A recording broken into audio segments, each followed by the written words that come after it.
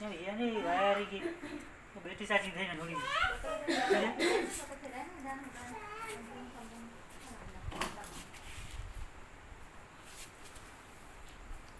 ભાઈ વાયર અને battery charging થઈને ચાલુ જનરેટરમાં